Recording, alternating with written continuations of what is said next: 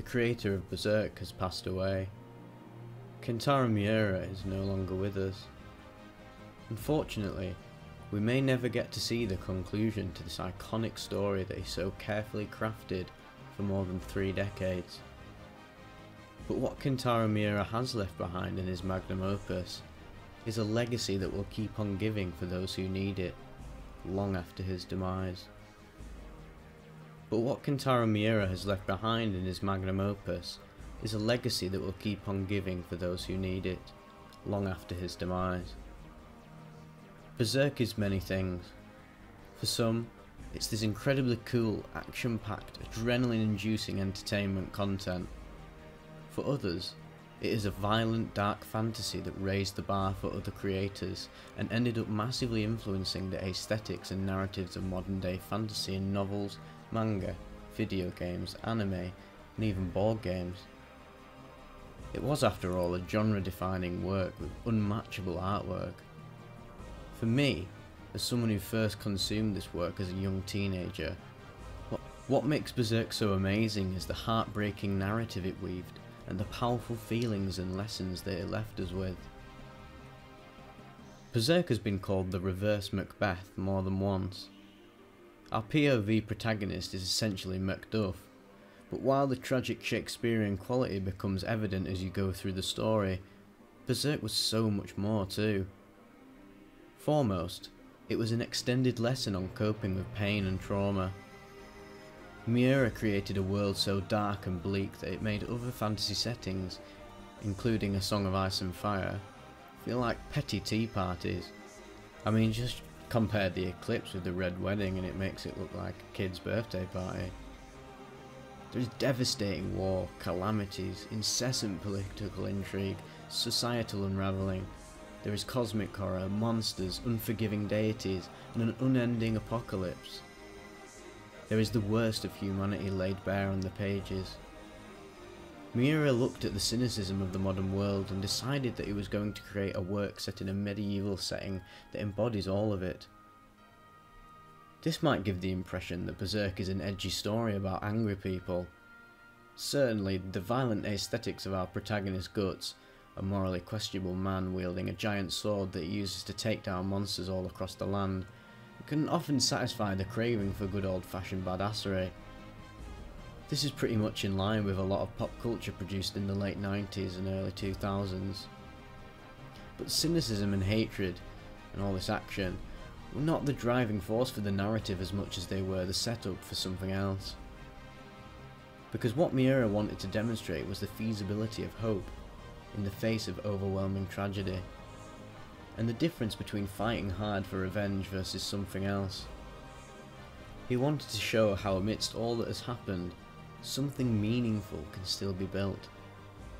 Though thematically he may well be similar to countless other storytellers, not many can match his skill, execution, and his consistency in pursuing a narrative arc.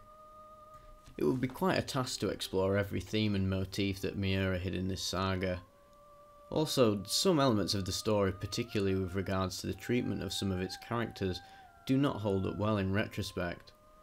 Those flaws are very much there in Berserk, but we'll leave that discussion for another day. For now, let's just note down one key aspect of Berserk that really captures the message Miura was trying to convey. No one embodies it better than the protagonist of his story, Guts. First of all, the most salient observation about Guts is that, by most storytelling conventions, he shouldn't be the protagonist or even the POV character for us. He is, after all, a character you'll struggle to empathise with from the get-go. Heck, for the first 3 volumes of the manga, you'd almost think that in this already scary world, he is the biggest horror himself. When I initially read the manga, I kept thinking that the story had opened with the introduction to one of our main villains, and that the hero of this story will appear soon to take him down. Because Guts seemed like the other, a demonish being, instead of a likeable character whose story I wanted to follow. But no new character appeared to take him down, and soon I had to accept that this terrifying and morally ambiguous brutish man is the hero of the story. However, over the course of the narrative as the background and the world were unveiled slowly, I began to see Guts for what he was. I could recognise how the world he's fighting against is what created a character like him. Sometimes, Berserk can feel like trauma porn. All characters go through extreme and unbearable struggles, perhaps none more so than Guts. Born and raised in the most horrific circumstances possible, Guts is a character constantly fighting against a reality that is never on his side. What makes it more tragic though, is that he isn't necessarily cursed, until later in the story, and there is no higher being who has chosen this fate for him. Because if that was the case, he could at least know how to deal with it. There is no fate. His tragedy is just the result of the random and inexplicable cruelty of the universe. He doesn't hold enough importance to be destined for anything. He has to create it himself. In that, he isn't much different from us in our reality. The story is essentially him fighting out against a world that is getting increasingly unpredictable and harsh. The question though, is that why is Guts the protagonist of Berserk? Why are we being asked to consume the story through his eyes? Why are we privy to his internal world, out of all people? I mean, there are many other fascinating characters who could serve as insightful windows into this world. But here is where Miura's genius lay. He chose this character to be our guide to the story, because through him, we can learn the lessons embodied in it. And as we get to live inside Guts' head, the layers upon layers of his character are revealed to us. I won't give away any spoilers, but just to give you an idea, Berserk is essentially a narrative about a violent and overpowered man, aka Guts, single-handedly battling it out against monsters who have intruded upon this world as a result of the arrogant ambition of a few men and wicked deities.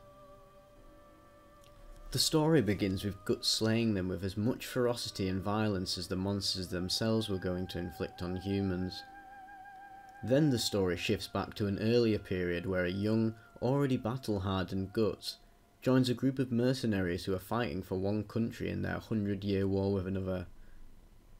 The world of his youth is just about as vicious as any medieval setting can be. There is political intrigue, dangerous ambitions, and a general disregard for the weak. It all then escalates as Guts gradually watches this reality crumble even further, with the rise of the supernatural forces, each more terrifying than the last. He experiences a betrayal that has ramifications for not just him, but those he had gradually come to love. The journey after that features his refusal to accept this reality and fighting fire with fire. You're right. We are mortal and fragile. But even if we are tortured or wounded, we'll fight to survive. You should feel the pain we feel and understand. I am the messenger that will deliver you to that pain and understanding. However, the fight itself was not the key point of Berserk. Sure, the battles were equal parts exciting and scary, but the internality of Guts mattered more. Miura knew that the world he had built needed a powerful but introspective protagonist who can battle not just what is in the physical reality, but also in the mental reality that lives inside of him. Guts is the ideal character for this purpose. For all the violence that he uses against the monsters, our protagonist still possesses a strict moral code that guides his actions. Guts goes out of his way throughout the story to protect the weak and the helpless. Oftentimes, for many people, he emerges as the sole barrier against a world that is ready to destroy them. What he seeks for himself is simple. He wants a moment of sigh, a family, a home. His anger against the monsters is not born out of some inherently violent nature. It is a reaction to watching these monsters take away every opportunity he has had at building something meaningful. This profound sadness keeps on spilling out as we get to listen to his thoughts, and he is quite a thinker. His many moments of solitude are filled with haunting regrets, longings, hopes, and painful reminders of everything denied to him. His internal monologues show us a flawed and tired human who at the end of the day still possesses kindness and space for tender emotions. A person trying all he can do to make sense of the world and seeking to find some meaning in it, just as something to build upon. This meaning that Guts, and by extension the reader, is looking for is exactly what Miura wanted to show. Because as the story moved forward over the numerous chapters, it became clear that Miura had no interest in indulging in trauma for the sake of trauma. His setting was not designed to be bleak, just because it seemed cool. Right from the get-go, he had set up the narrative to lead us to the point where we can see the faint but certain indications of a better reality amidst the chaos. That's not to say that suddenly things become rosy, not at all, but gradually, almost painstakingly, we witness Guts and other characters emerge from the confusion of the world to find their own grounding in it. They learn how to slowly accept and share the universal values of trust and kindness. They come to find love for themselves and for each other, a love that is earned and forged through constant trials. They come to terms with the grief that engulfs their lives and start making peace with it. Their hatred towards themselves and each other is replaced with something much more fruitful and sustainable.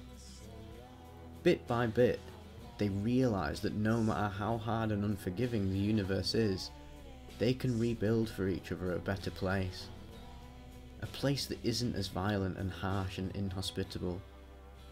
And finally, having lived through the consequences of others' arrogant ambitions, they recognise the value of understanding your grounding in this world.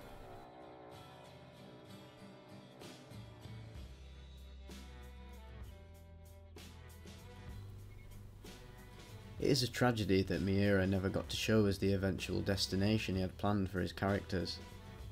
He had set up the journey, he had worked on their growth, but it could not show us the payoff he had hinted at.